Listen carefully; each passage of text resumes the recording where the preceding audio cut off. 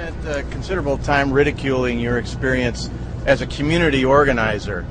I wonder what your reaction is to that, but also, how is community organizing relevant experience for the presidency? This is very curious. So this is work I did 3 years ago. They haven't talked about the fact that I was a civil rights lawyer. They haven't talked about the fact that I taught constitutional law. They haven't talked about my work in the state legislature, the United States Senate. They're talking about the 3 years of work that I did right out of college, as if I'm making the leap from 2 or 3 years out of college into the presidency. So, look, I would argue that doing work in the community to try to create jobs, to bring people together, to rejuvenate communities that had fallen on hard times, to set up job training programs in areas that had been hard hit when the steel plants closed, that's relevant only in understanding where I'm coming from, who I believe in, who I'm fighting for, and why I'm in this race. And the question I have for them is, why would that kind of work be ridiculous? Who are they fighting for? What are they advocating for? Do they think that the lives of those folks who are struggling each and every day, that working with them to try to improve their lives is somehow not relevant to the presidency? I think maybe that's the problem. That's part of why they're out of touch and they don't get it, because they haven't spent much time working on behalf of those folks. There's been a lot of pushback from Republicans that a lot of the coverage from the media and also response from Democrats, including from your campaign, to Governor Palin's appointment has been sexist, that it's been dismissive of the work she's done and it has acted in ways that they would not deal with a male running mate. Do you have any response? Listen, I mean, if they want to work the refs, they are free to do so. And I think the public can make their judgments about this. The notion that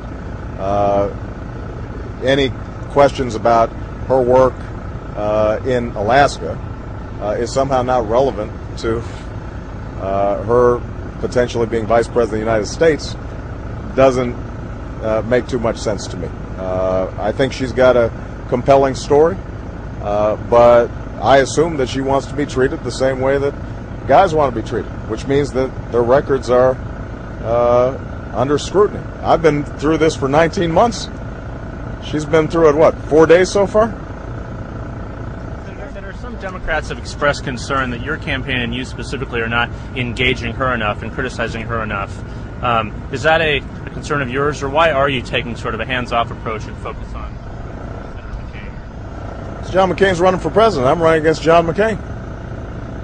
And as far as I can tell, I don't get a sense that Governor Palin has ideas that are different from John McCain's. And that speech that she delivered was on behalf of John McCain. And the essential question in this campaign is, who's got a better plan, a better agenda to move this country forward and fundamentally change it from the economic and foreign policy failures that we've seen over the last 8 years. I believe that the American people need change, they want change, and I'm in the best position to bring it. On a whole host of issues, from energy to healthcare to education. And if at some point Senator McCain actually addresses those issues, then I think that's going to be a useful debate for the American people to listen to. Does strategy change at all now that after not only Governor Palin but also Giuliani, several other speakers sort of went on the attack? Does your strategy change? Do you have to go more on the attack now? Hey, what'd you guys expect? Right? I mean, I anticipated this last Thursday in my acceptance speech. This is what they do. They don't have an agenda to run on. They haven't offered a single concrete idea so far in 2 nights about how they would make the lives of middle-class Americans better. They've spent the entire 2 nights attacking me or extolling John McCain's biography, which is fine. They can use their convention time any way they want, but you can't expect that I'd be surprised about attacks from Republicans. And by the way, I mean, I've been called worse on the basketball court. It's not that big of a deal. Were you surprised by the choice of Palin, and does it change the way that you look at the race at all, given it's such an unconventional choice?